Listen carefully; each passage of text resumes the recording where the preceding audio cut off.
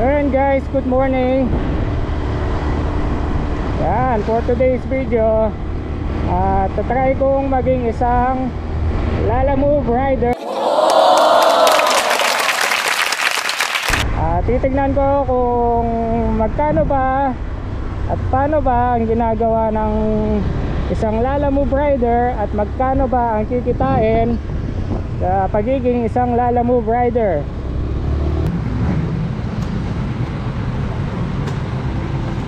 Boss, full tank. Premium ba? Premium.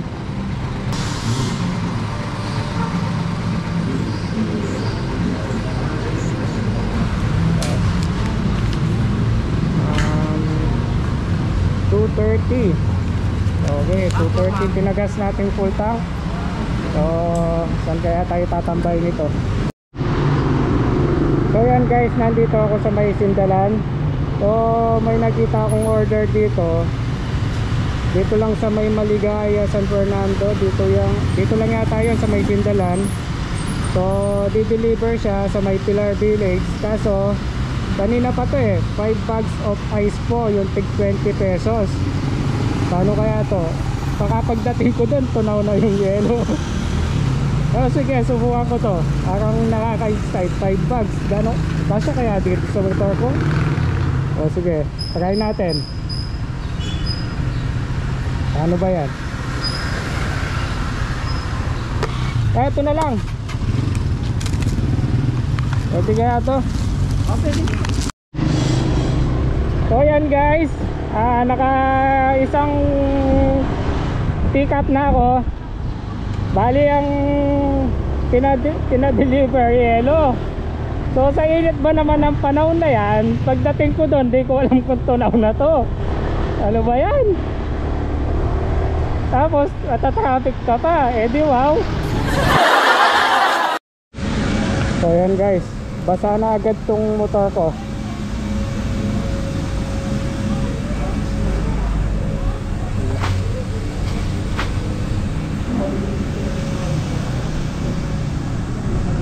Ayos tong first booking ko .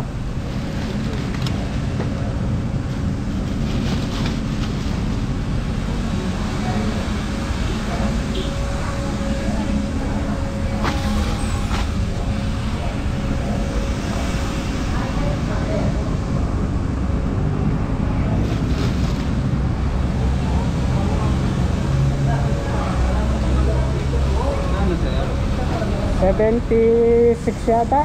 176 na. Andun check ko lang. Yes sir, ano lang, 76.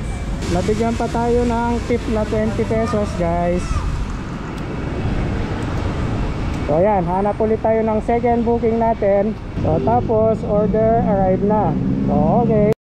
So yun guys, bali feeds naman ngayon. Deliver ko naman ngayon. Pinikap ko itong feeds 10 kilos. At problema naman ngayon, wag lang sanang umulan, mababasa yung feeds. Kanina naman yung yelo, wag lang sana sobrang init kasi matutunaw yung yelo. So ngayon baliktad, pasok diretso. Etong medyo parang gas-gas na daan, rough road. So diretso lang na sir, dulo. Diretso.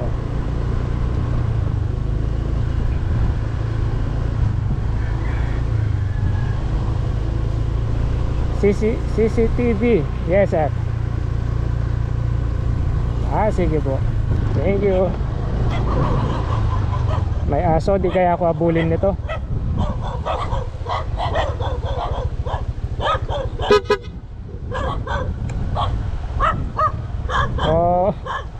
Yan guys, delivered, arrived. So yan, may mga aso. Di ako maka-abante.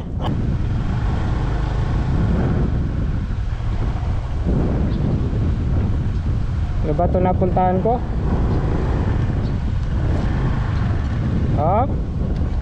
Relax lang kayo dyan.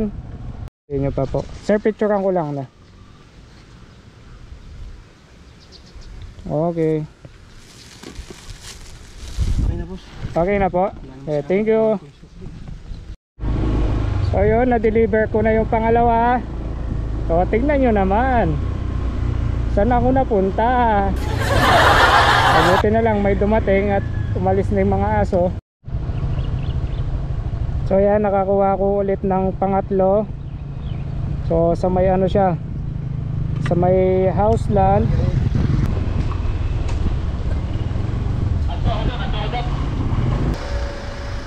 Okay na po yan, ma'am. Okay, nabigay na lang dun sa ano ha. Thank you po. Sige po. Pinapa-deliver ngayon is coffee maker naman. So deliver ko muna to. Let's go.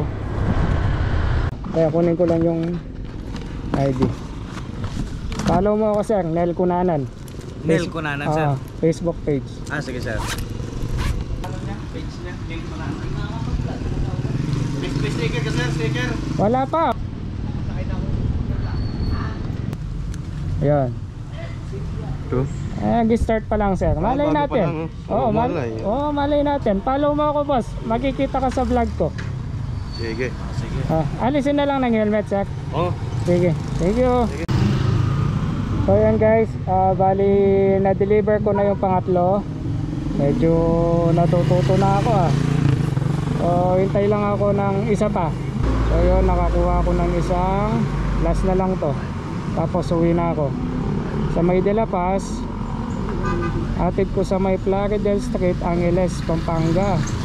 So gagawin ako ng Angeles. Sa inyo dito.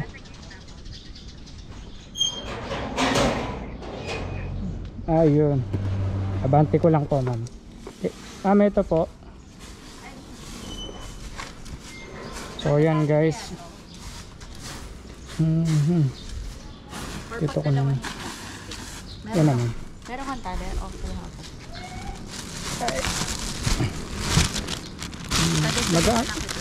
Magaan naman po yata. Meron kang pagkain? Wala po eh. Ito yan. Ano po? Ito, pwede yan. Talaga. Pwede naman po ito.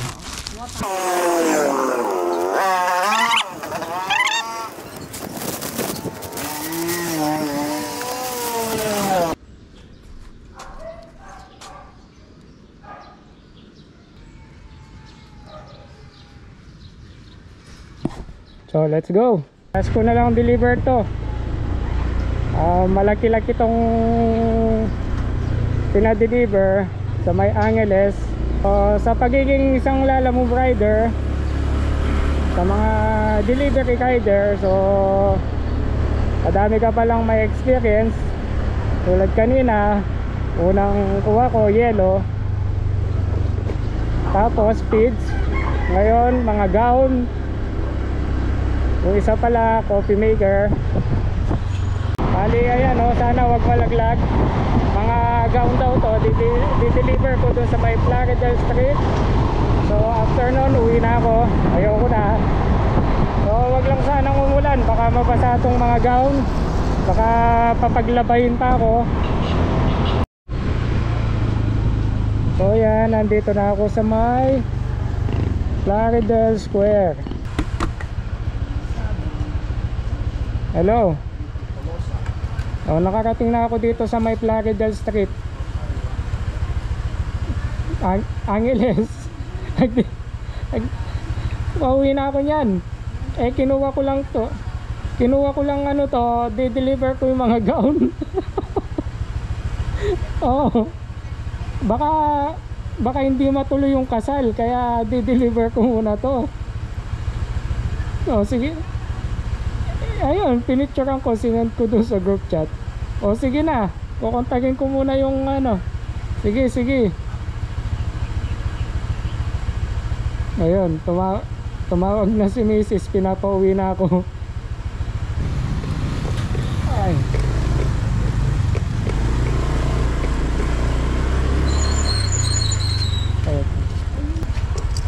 So yun, arrive na tayo.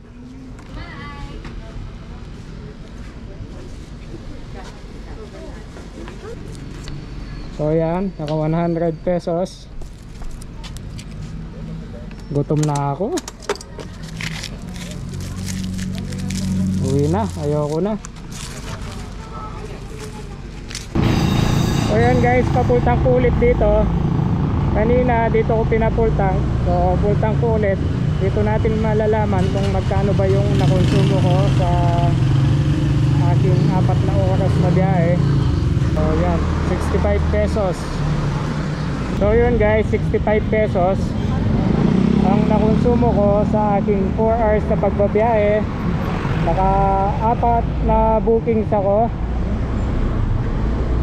So compute natin mamaya. So yan guys, bali compute ko lang. Nagpagas ako kanina ng bago ako bumiyahe, 230 pinapultang ko, tapos binalik ko ulit ngayon. Bali ang nakonsumo ko ang 65 pesos. So yun yung nakonsumo ko sa 4 hours kong pagbabiyahe. Bali yung una kong kinita is 76 plus nagbigay siya ng tip na 20 pesos. So 96 yung pangalawa. 80 pesos. So yung pangatlo plus 81. So yung pang-apat plus 100.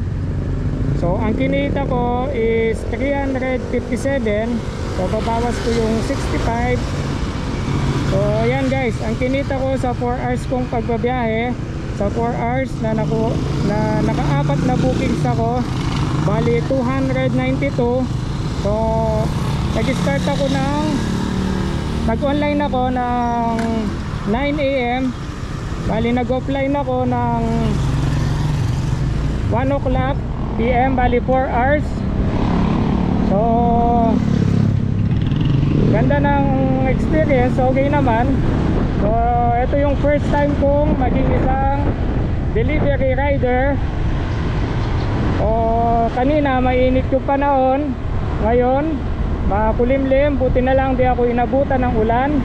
So sa kinita kong yun, bali hindi ako nagmerienda, hindi ako nag-lunch, sa bahay na lang, kaya pa naman eh.